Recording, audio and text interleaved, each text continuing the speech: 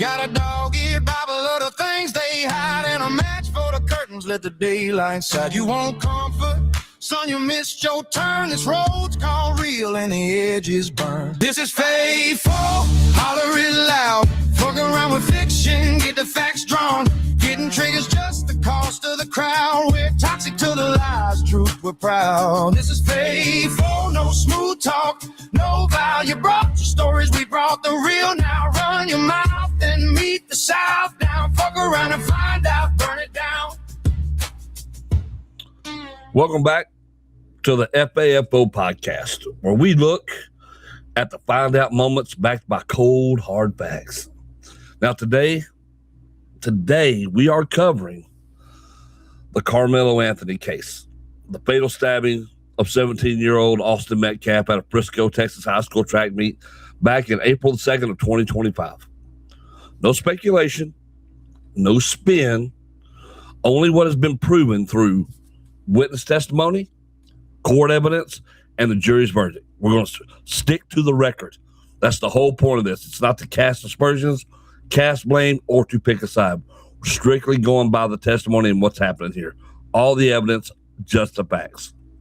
Again, no hype, just facts. Because I feel that's the only way we can is present this and present it fairly. Like, it's easy. You see people are burned up everywhere about this whole thing right now already. They've already chosen sides. They've already picked reasons why this is the wrong thing, why the verdict is the wrong thing, why this person should have been guilty, not that person, why this person's actually innocent, not the other one.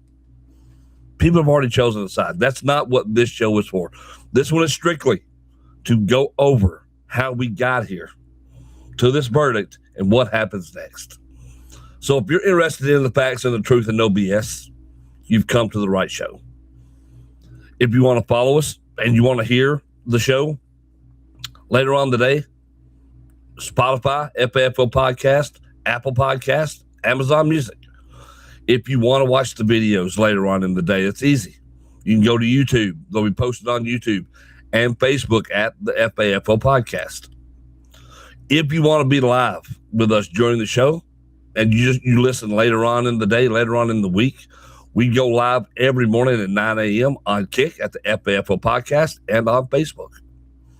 And you can become part of the comment section if you go live with us. We like to interact with our audience. So let's get into it. So we're going to start out with the incident. What happened? What are the established facts of this case? We know that on April 2nd, 2025, at Kukendall Stadium in Frisco, Texas, during a track meet that was affected by rain, all right, Karmelo Anthony, who was 17 at the time, from Frisco Sentinel High School, he entered a tent used by athletes from Frisco Memorial High School, which is a rival school. Now, multiple witnesses testified that Anthony was repeatedly asked to leave the tent. One witness even said it was around 15 times. Anthony was sitting down. Austin Metcalf, who was 17 from Memorial High, approached him. Now, witnesses described Metcalf pushing or brushing Anthony while telling him to leave. Anthony reached into his backpack, pulled out a utility knife, and stabbed Metcalf. And Anthony later told authorities, "I did it." Metcalf was unarmed. He died from the stab wound. Anthony was arrested and charged with first-degree murder, and he was tried as an adult. All of that right there is non-deniable. It's what happened. It's what was established. Witness testimony verified by multiple witnesses. You had his own admission that he did, in fact, stab Austin. None of that is in question. But when we got to the trial, here was the key witness testimony, because you had dozens of student witnesses, which were mostly teenagers from the tent, right, who testified. And many of them described this. They described Anthony being asked to leave multiple times. He would not. A brief physical confrontation where Metcalf pushed or made contact with Anthony. And then Anthony pulling the knife and stabbing Metcalf. Now, defense witnesses included a track teammate who said he saw Metcalf push Anthony and later heard Anthony say, "I told him not to touch me." However, some defense witnesses faced cross-examination over inconsistencies. One admitted his earlier statement about Anthony being surrounded before the stabbing was incorrect, and video surveillance backed that up by suggesting he wasn't looking directly at the incident at all. Prosecution witnesses emphasized that no group confrontation or ganging up on Anthony occurred before the stabbing. And several witnesses testified that Anthony provoked the situation by refusing to leave. No witnesses said Anthony was in imminent fear of serious harm immediately before he pulled the knife. Now, that leads us to the trial and the verdict itself. This trial took place in Collin County, and prosecutors argued it was senseless murder. Anthony brought a knife to a track meet and used it during a verbal, physical dispute. The defense claimed self-defense. Anthony himself did not testify. Now, after hearing the testimony, the jury deliberated and found Karmelo Anthony guilty of first-degree murder on June the 9th, 2026. As of this recording, that would have been yesterday. Now, they rejected the self-defense claim and a sudden passion argument. Now, that same jury sentenced him to 35 years in prison, which means he will be eligible for parole after serving half the sentence, so in about 17 and a half years. He's going to have to do at least that much. And we're going to get into, I know, and people are already going to say, well, wait a minute, it was an all-white jury. We're going to get into all of that. Just bear with me as we get through this. We're going to get to all of that, and then we'll get to your questions if you have any. Believe me, we're going to get to all of it. So just hang in there. Now, here's what the jury decided based on the evidence.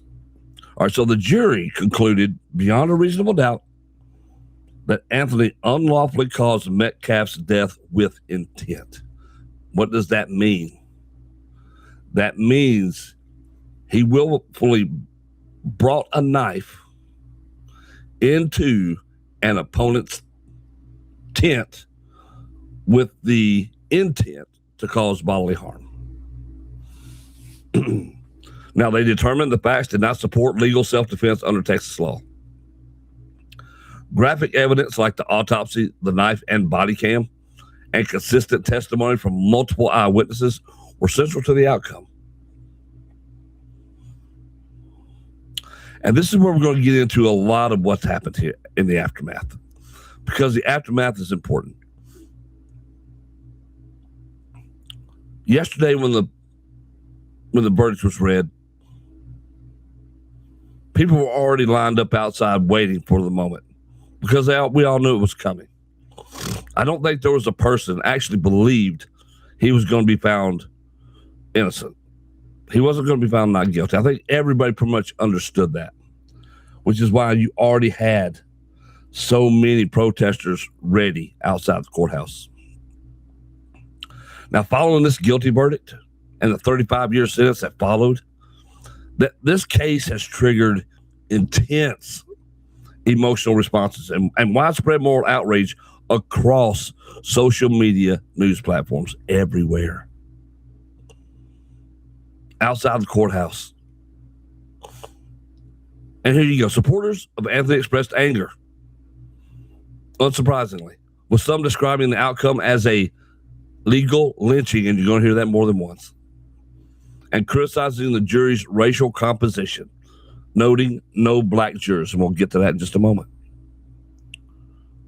Protests and shouting matches erupted outside the Collin County Courthouse between supporters of both families, leading to arrests. Anthony's family and advocates highlighted claims of racial bias in the proceedings and prosecution. On the other side, many voiced strong support for the verdict, emphasizing accountability for the stabbing and rejecting self-defense claims. The case became heavily polarized online, with discussions frequently centering on race, self-defense laws, and perceptions of justice in high-profile youth cases. Mainstream and social media, as always, amplify these debates with viral posts, live reactions, and commentary reflecting deep divisions in public opinion. Why? Because they sell clicks. People want the controversy, and that's what sells to the public.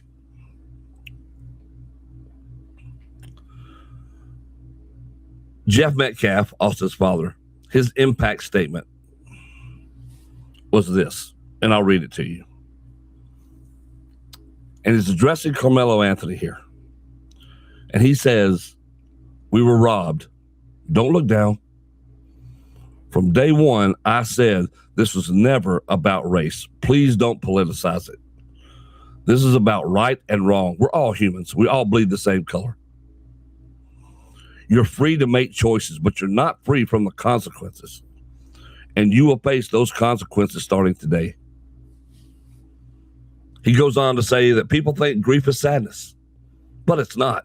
It's rage, pure, unfiltered rage.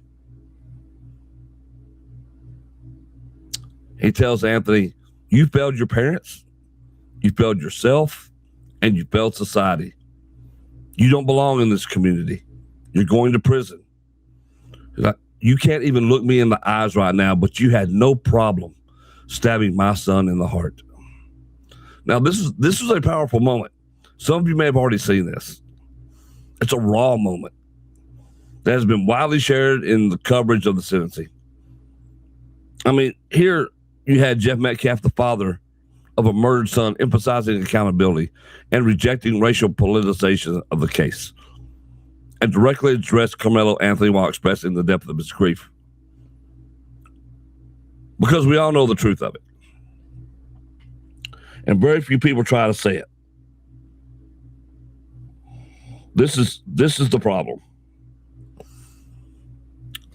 If it's black on black, if it's white on white, Hispanic on Hispanic, you know what's said, you know what this case is? It's pushed to the back somewhere. We don't know about it. We don't hear about it. But if it's white on black, black on white, black on Hispanic, Hispanic on white, whatever the case may be, whenever you involve race into it, it's an easy win for media and everybody else. And in the eyes of many, justice will never be done. Why? Because we don't look at the justice side of it. All we look at are other effects to it.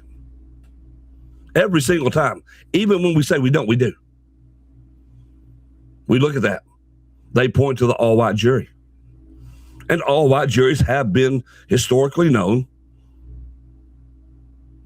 to not acquit these black defendants. Now, would it have mattered here with all the key evidence? Would it have mattered? Probably not. And were there plenty of black potential jurors on this thing that both sides said, no, we don't want you here?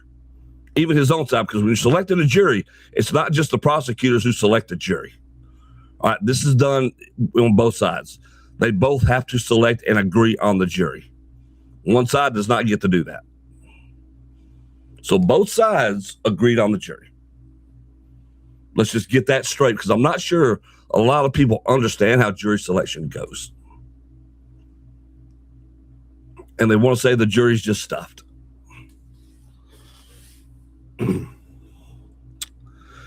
It's always difficult when you're talking about things like this, because why? Because people want, you can't help it, right? If you're of the race that has been, in your eyes, disparaged, of course you're going to be quick, very quick, to defend your race. Why wouldn't you be? Especially if you felt you were wronged. And as much as most of us try to be straight down the center, what are the facts? It still can always be difficult. And you get why people can be upset and outraged about it. But you cannot, in cases, and this is where I think we need a serious overhaul in a lot of issues, is you have to separate the cold, hard facts And the hardest, coldest fact of all was Karmelo Anthony had no reason to bring a knife to a track event, and certainly not to go into the competition's tent with that. There was no need for that. There was no reason for that. You can say what you want to about being provoked. You can say what you want to about anything else, but there's no reason for that. And when you're asked to leave, why not just leave?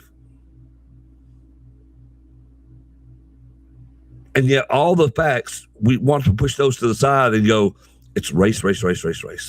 Because race is easy to blame. Race is an easy one. It's low-hanging fruit. And it's easy to jump on every single time. And let's not pretend it's not. Because, and especially in a case like this, where there were so many witnesses, and you even had the admission from the kid himself about him stabbing. There's no doubt about what happened. And people will say, well, the sentence was too hard. I get that, man. 35 years, but the kid who got stabbed will never have another single day. And is justice equal all the way around now? I think we've seen plenty of that enough to know it's not. It varies county to county, district to district, state to state, country to country. But let's get to the impact on racial relations, is how we're talking about it. Because once again, we find yet another instance to where we've had a court case strain race relations again. And again, there's going to be many of the black community who's going to express outrage and demand justice for Anthony. And I can understand why. You're up against an all-white jury and what you perceive as an all-white system out to get you. You can look at that and see why there would be that tone, why there would be that belief. Now, critics are going to argue he did not receive a fair trial, once again pointing to the all-white jury. And like I said earlier, this is after prosecutors dismissed eligible black prospective jurors for reasons, including age, occupation, and responses during voir dire. So the defense has to go along with this as well. Now, some claim the outcome reflects systemic racial bias, that Anthony was punished more harshly because he is black, and that self-defense laws are not applied equally. So here's the kind of thing, too. You have a group that says the sentence is too stiff. You took somebody's life. And in the words of Clint Eastwood, when you kill a man, you take away everything he's got and everything he's ever going to be. There should be harsh sentences for that. I don't care what your race is. We've all said that. We know that. Let's not pretend now is any different. You take away somebody else's life, you should forfeit your own.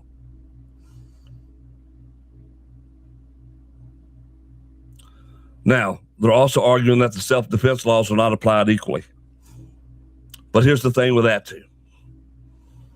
Austin Metcalf did not go after him with a knife. He didn't do anything like that. And by all accounts, he never said anything about killing him or hurting him. That he just needed to get out. He was asked to leave. He wouldn't leave. And he pushed him. And let's even go further. Let's say it was an aggressive push. Like, boom, you need to go. That still does not justify you pulling a knife out that you should not have and stabbing a human. You can say whatever you want to here. You can try to add whatever other narrative you want to, but you cannot deny that was unequivocally the wrong move. Period. That's it. You can't sit here and say that, well, maybe this. No. He should never have brought a knife with him to a high school track meet event and then go to the opposing side's tent looking for trouble, which is what happened. Because he found it. Because he found it.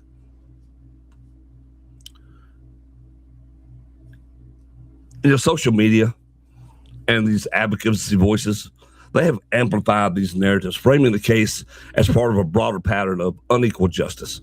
And I'm not going to sit here and tell you that don't exist, because I believe there are plenty of instances where we do see that.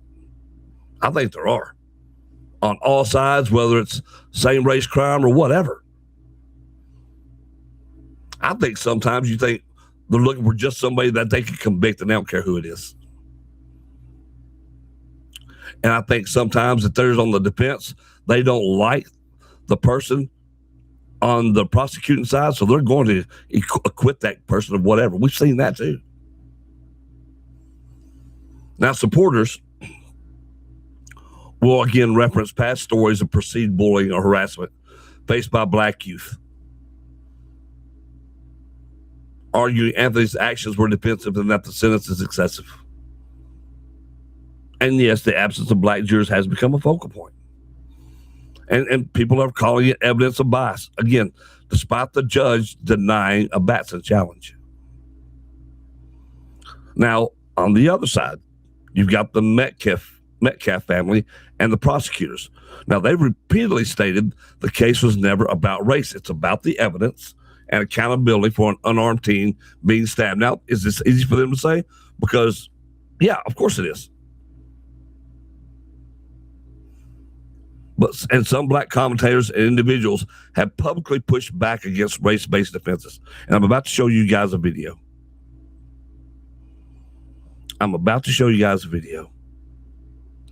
Some black commentators and individuals have publicly pushed back against race-based offenses. And I'm about to show you a video, emphasizing that supporting Anthony solely due to race ignores the facts and harms community credibility.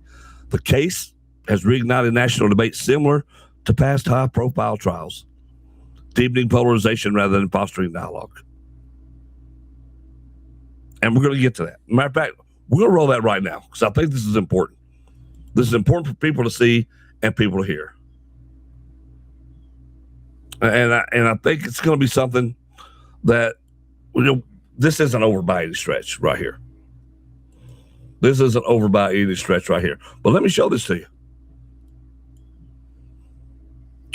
Because I cannot speak for the black community, but the black community can speak for itself. Why do people believe that Karmelo Anthony is innocent? He was not an aggressor. Karmelo was not an aggressor. He was minding his damn business when the boys came up to him. We the crowd. We the creep. Karmelo Anthony, we want free. We the crowd. They silenced Karmelo and his family. The main reason that people think he's innocent is, well, because of his race, and people are mainly just siding with him due to that and just making it a race issue. However, the reason why he isn't innocent is because he did premeditate this. If you guys don't know, he said, "Touch me and see what happens," and then stabbed him. So he knew he was going to stab Austin Metcalf. And plus, self-defense, because he's trying to claim self-defense, is using reasonable force to protect yourself. This is not reasonable. He got pushed one time and then grabbed a knife and stabbed him. That is not proportional at all when it comes to protecting yourself. But what are your thoughts about this situation? Okay, I'm gonna make this real quick. Stop it. Stop the lies. It's official. The witnesses have testified. The cameras have seen it. Don't keep coming up here talking about Karmelo Anthony was jumped. He was not. Karmelo Anthony was a victim of racial discrimination. He's not. He was a young man who had a thug mentality, and he went there and he thought he was going to get him an easy score. The young white boy didn't back down, so he stabbed him. Simple and plain.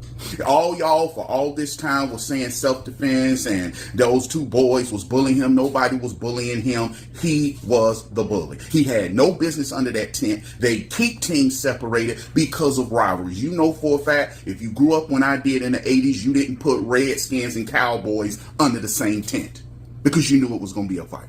You didn't put Boston Bruins and Pittsburgh Penguins under the same tent. We going to be fighting. Till my Hartford Whalers, Carolina Hurricanes. You didn't put us with the Chicago Blackhawks or the Canadians. You didn't put us under the same tent. You didn't put Lakers and the Celtics under the same tent. You didn't do that.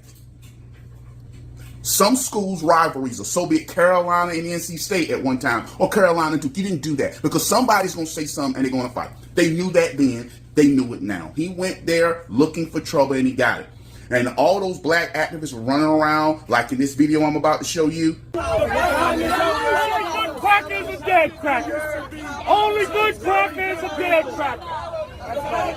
Only good cracker is a dead cracker. Disgrace, man. It's disgusting. Only good cracker is a dead cracker. Only good Gotta be ashamed of himself. Racism is wrong. When black folk do it, it's wrong, and you have to call it out. And thank you, Will Johnson of United America First. I'm going to put the link below. Want to really see something that said, take a look at what happened. Hey.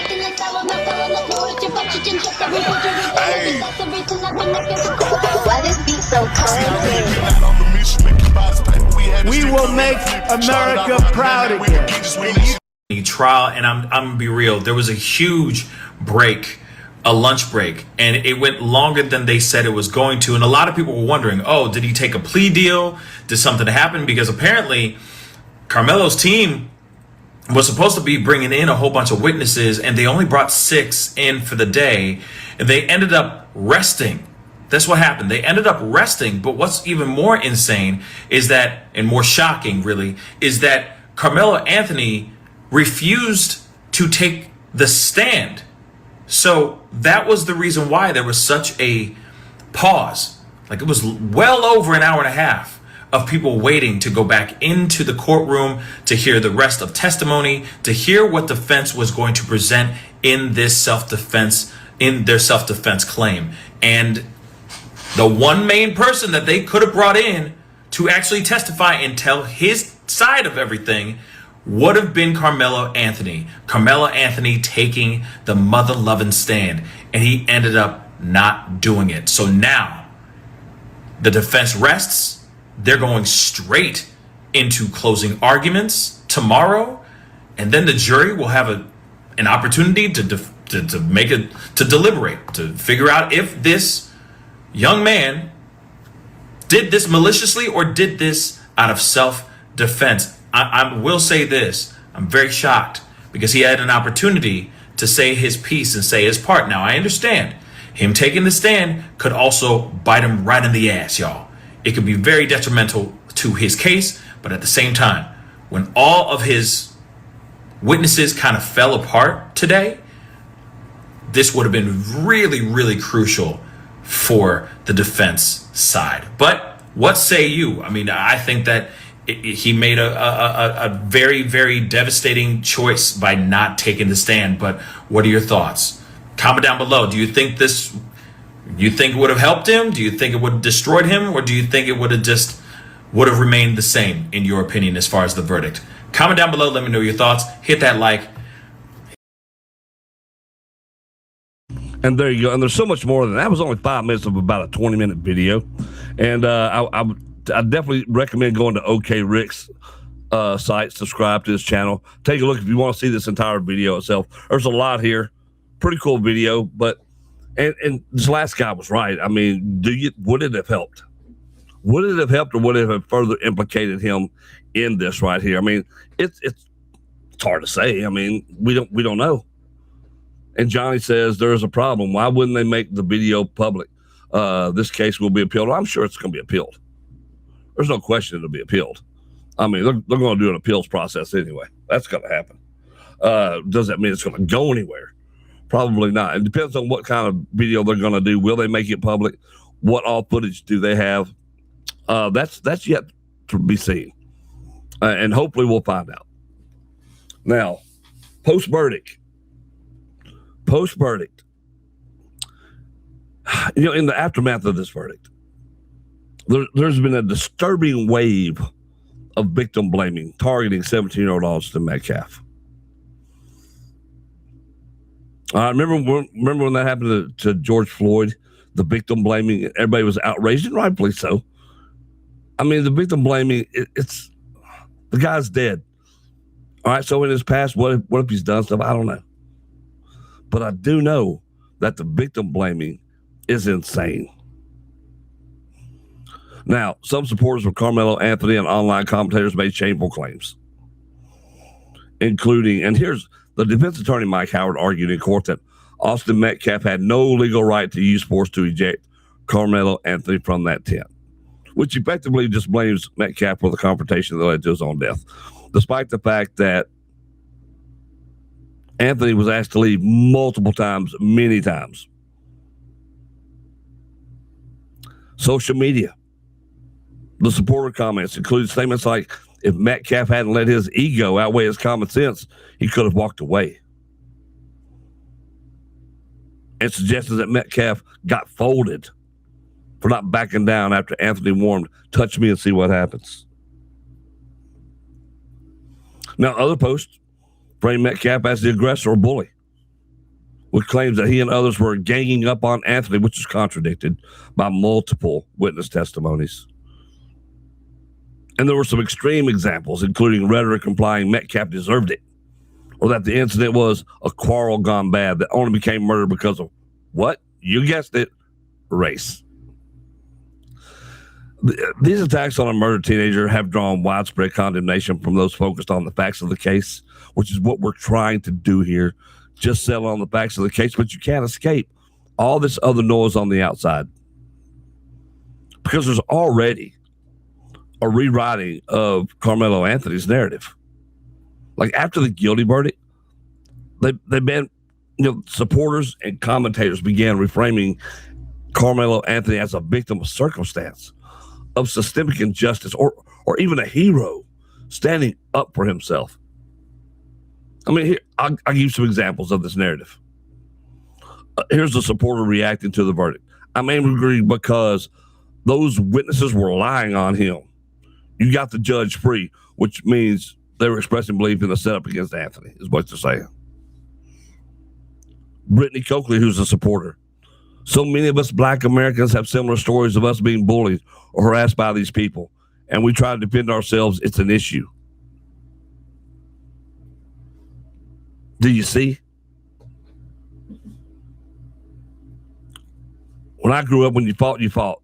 One guy won, one guy lost, you walked away. It didn't require a stabbing. That's not defending yourself, that's murder. Now, if he was being jumped on and beat down and beat down and beat down, and he thought the only recourse was finding a sharp object and defending himself, that's one thing. But to walk in already with a knife and refuse to leave, that's something else entirely. Online commentators and activists, these are the ones. They claim that the case was racist from the beginning, that the all-white jury made a fair trial impossible, and cause of free him or legal lynching. Once again, we said that term earlier. Some have portrayed Anthony as someone who was simply protecting himself. Once again, there's that protecting myself. I knew something was going to happen to me, so I walked into the enemy's headquarters with a knife. They say the system punished him for being Black, not for being a murderer, for being Black. Defense-aligned voices emphasize self-defense even after conviction, with arguments like Austin Metcalf had no legal right to put his hands on Karmelo, and framing the incident as a quarrel gone bad, or Anthony was the one under the threat.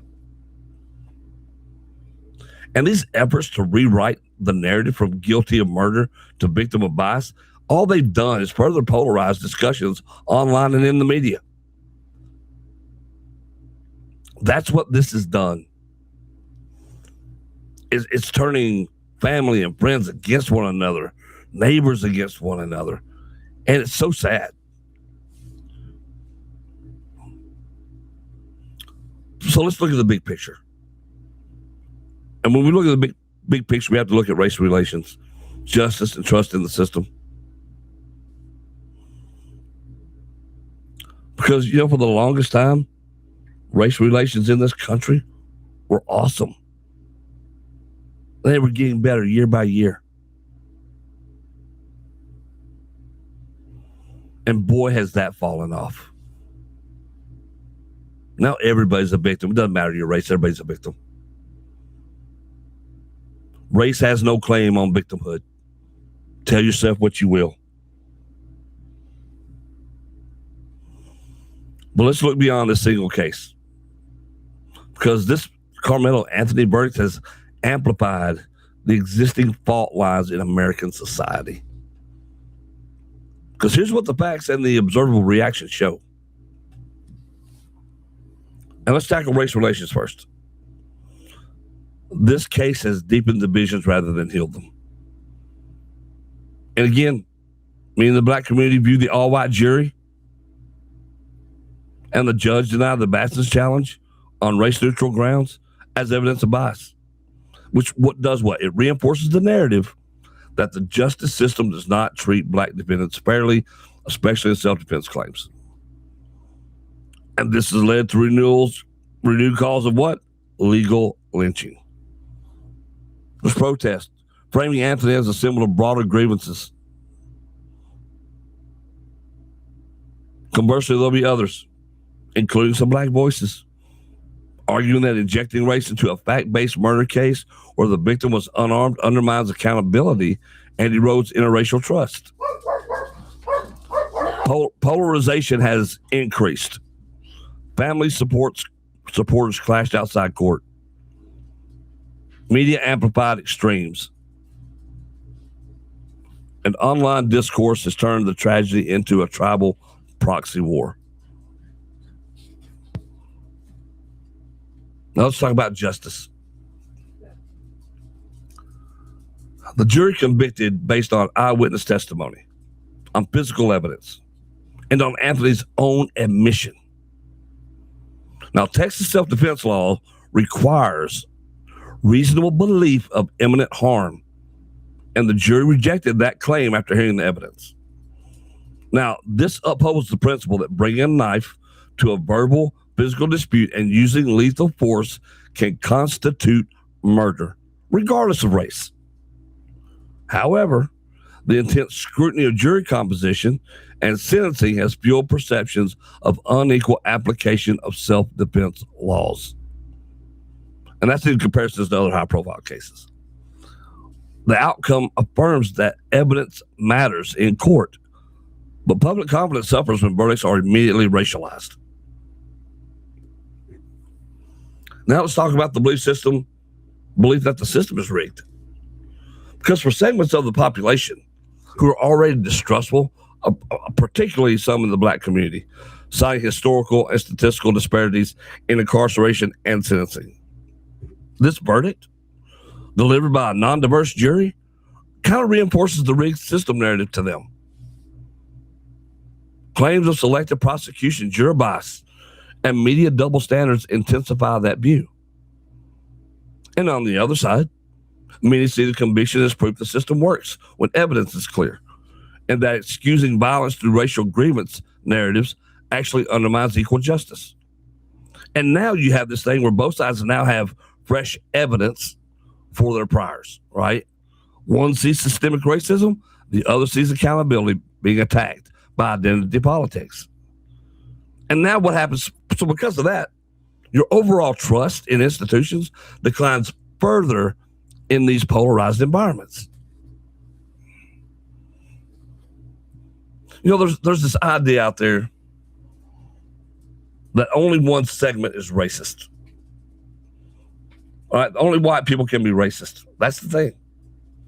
It's out there. It's been out there for a long time. That you can only be racist if you're white, and we know that's not true. The reactions from this have revealed that racism and tribalism are not confined to one group. You heard the guy yelling on the video, the only good cracker is a dead cracker. Now, while some frame the verdict purely through an anti-black bias, others, including fringe elements, responded with overtly racist rhetoric against Anthony or celebrated in ways that invoked racial superiority. Because by God, we know those idiots exist too. They're out there. They're out there. So it's no wonder why one race would think the other one's bad, because you do have these fringe guys out there saying idiotic stuff like that.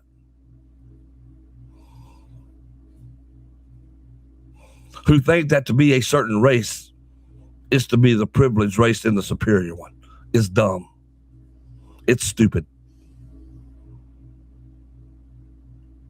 And people like that deserve no place in this society.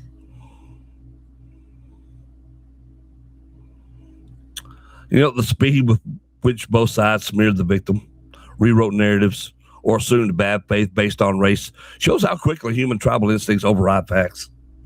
I mean, there's no single demographic holds a monopoly on prejudice. Not one.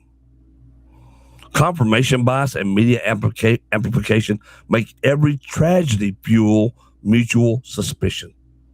And to me, it's one of the saddest things about all of this, because now we're talking about race and this race hating that race and that race hating this other race. Like everything is boiled down to the color of our skin, and it's just not true. We do that because it's low-hanging fruit. It's the easiest thing to latch onto. Why? Because we've had generations of that out there. So we get those examples. We get those opportunities to reach out and say it's race is why. And it's not race. It's choices. It's decisions and its consequences. You know, tragedies like this expose raw truths. Facts and evidence still decide courtrooms, but narratives and identity drive public reaction. The ultimate FAFO here is that when we prioritize race over individual accountability, everyone loses trust. They lose cohesion and the possibility of genuine justice. Here's what we know. A 17-year-old is dead. Another faces 35 years in prison. There are 2 families shattered. Get rid of the noise of everybody else protesting from either side, the activists from either side. There are 2 families who have been shattered and hurt in this whole process, who are actually hurt and grieving. Not all this other garbage noise of people who just want to hijack their grief and make names for themselves and politicize it. There are 2 families. You know, real progress requires focusing on behavior and evidence, not turning every case into some racial scoreboard.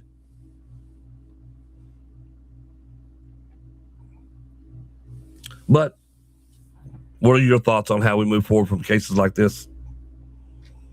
Put your comments down below, respectful comments only. We read them. We do. And here's what I would say to you. When things like this happen, it's easy to get heated and caught up and swept up in the moment. But be sure you stay factual. Actually do some research on what is happening, not how you feel in the moment. Think critically. You have to. I have been guilty of not doing any of those things in the past. And I've had to train myself and teach myself that this is a must if you're ever going to sit out here and try to make points in public. You can't speak from what people tell you to speak. You can't gain knowledge from what people tell you you have to believe. It's something you have to study and learn. You don't have to go to school for that. The school is the world around you. Facts are everywhere. You just got to be willing to learn them.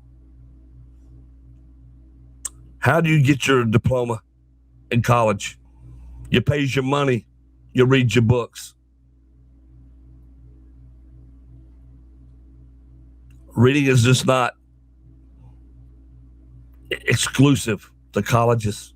Learning is not exclusive to colleges. Life teaches you.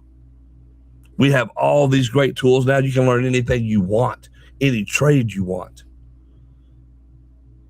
But the one thing we seem not willing to learn and not willing to use these tools for is finding out the truth. To that, we let other people tell us what our truth should be. And to me, that's the greatest fuck around and find out of all. And absolutely the most saddest. I appreciate every one of you who tuned in today for this special edition of the FAFO podcast. I wasn't going to do this episode, but I think we have to. If we're going to call ourselves the FAFO podcast, you have to tackle things like this. But I think you can do it in a respectful way, but you have to do it with facts. Because you can't refute facts. You can't refute the truth. And so you are listening to the Fuck Around and Find Out podcast. Facts, truth, no BS. Let's effing go.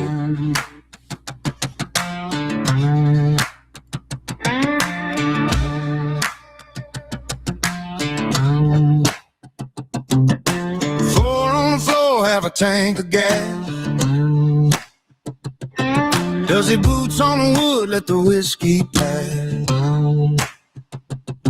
I ain't preaching from a pulpit, I'm talking from the scar. You can dress up a lie, but it won't get far. They call it toxic when it burns your tongue. I call it true when it's finally sung. Got a dog-eared Bible of the things they hide in a man.